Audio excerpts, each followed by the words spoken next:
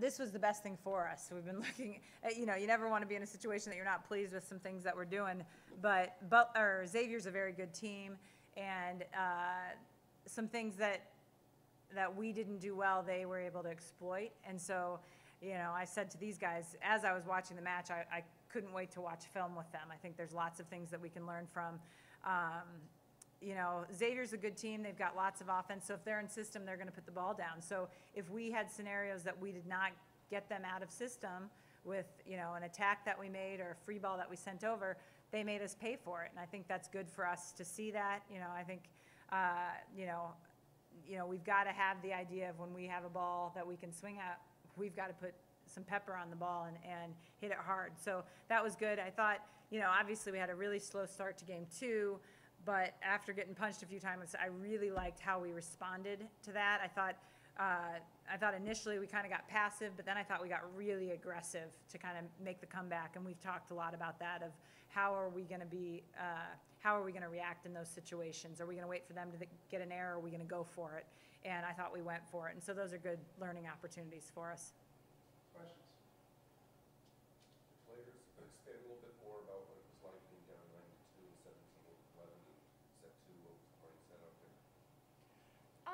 Like Coach said, I think it was good for us. We haven't been in many situations like that, so I think it was good for us to learn how to come together and stay together instead of going individual and fight through it as a team, and we really grew from that. I think we always talk about having eye contact with all the players, so making sure that we stay together the whole time and play together as a team. That's the only way we'll get out of it. There were a lot of stoppages, not just in timeout situations, but officials' conversations, reviews, things like that. Was it hard to find a rhythm, kind of as the match started getting going with all those stoppages? And it looked like the crowd was getting ready to explode and the momentum was kind of kicking up. I'm glad we were at home during all those stoppages because, like you said, the crowd was helpful. There's always going to be distractions in every game, no matter what. So we just got to make sure that we can get through it, work through it, and stay together and move on to the next point. A lot of players are hitting well all weekend. You went over half the times to Taryn and Xavier. When you needed a point, those two seem to be the ones that you went to. Yeah, I love sending all my hitters. I've said that so many times, and I can't say it enough. I think I have so much trust in everyone. And the way that Xavier was blocking us, they committed with our middles. So the middles might have had a slower game today, but that really opened up for our outsides. So they were really sacrificial and selfless in that. So then our outsides got to light it up. Taryn, were your eyes lighting up like Christmas Day, seeing the way Xavier schemed for your middles and kind of let you and Jaylee just swing away? I think we have amazing middles, so teams see that and they want to try and stop our middles. So they do different techniques. So it's nice that they are selfless and they take the block away from us and give us holes. Coach, you were leading 21-15 in set 3, and to expand a little bit more on what Matt said, there was a timeout and then a challenge, and all of this, next thing you know, it's a 21-19 game. How do you stop that from happening? Well, I don't think it has to do with the challenge. It just was an extended timeout. I remember being frustrated that we lost the points. I can't remember exactly. I need to go back on how we lost the points. I think it was a mix of different things, if I recall. I thought as crisp as we were on Friday night, we weren't as crisp today, So I thought our passing wasn't as good as it needs to be. Our passing and serving wasn't as good as it needs to be. And now I thought we served aggressively. We had lots of aces, but we want to make sure we're not missing 10 serves. And then I think we made a couple unforced hitting errors that I think this weekend we have been better offensively, not giving up unforced hitting errors. So those happened to come at that juncture. But, I don't think the flow of stuff, CRS is here to stay. I like it. I realize it can be slow, but it can help, make sure that egregious errors aren't happening in our game. So I think long-term it's good. And, every team has to be able to handle that. I think that, they do a nice job of talking and staying together.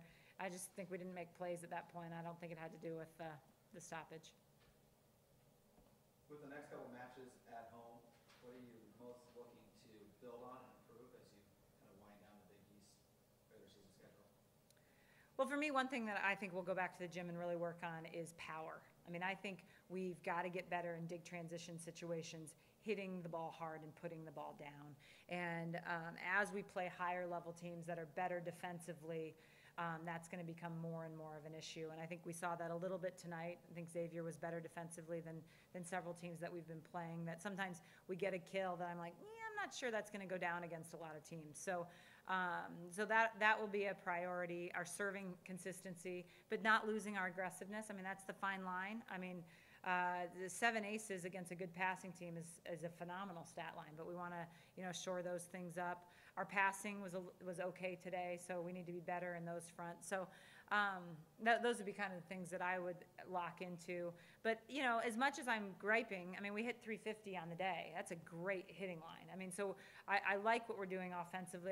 I just think we can take another step forward. At the same time, you're probably happy to win a match where you don't play well because you probably highlight some of those things on film. And, with the team having goals bigger than, what you want to do in the postseason, you probably like to see a little imperfection in some of your wins, right? Yeah, and I think what I probably liked the most was game 2 with us in a hole and seeing how we'd respond. And they impressed me with that. I mean, would you say 17-11 we were down? I mean, that's a big hole against a good team. It wasn't like we were playing a bad team, and they had good momentum. So that's the situation that I really liked was created. I didn't like how we got there. I've said over and over to our staff, I'd like us to get pushed in a tough game and see how we respond. So those things are good. I just would like to take away the first half where we got into the hole. That's been the key for the first sets. You guys are just hitting incredible, especially in the first sets. What's the magic words you guys are saying to them in the locker room? I would say this, we've gotten really good, today might not be the case, but we've become very good in the third set statistically over the last month and a half because we talked to the team, we'd been really good first and second set, and then we're nosediving in the third set, and that became a priority, and then we've been good in the third set too, so we try to look at that. A lot of it's times just making them aware of it, and then they kind of raise their level to that. What do you say in the intermission coming off the emotional comeback in the second set? What do you say in the locker room to kind of get going right away in that third set and not fall in the hole right away again? Go ahead, guys. What did you guys talk about? I think we knew that we didn't want to be in that hole, and we fought through it, and it was good for us to see that, but we knew that we didn't want to do that again. So we just came together and refocused ourselves, I think. Yeah, I think just reminding us that they are a good team, but we can do things better. So work on the little things, but also recognize the things we're doing well so we can stay confident and just realize that we got to get better every time we step on the court. In that third set, Coach, when they cut it to 2 a few times, kind of let your players play through it, is that just signs of you trusting your team more and just showing how much they've matured throughout the year at all? Yeah, I never felt I was getting, I never looked at them and thought that they'd hit panic or that, I did wait a little bit longer than sometimes I normally would. I'd already used a timeout, I believe, at that point too, if I recall.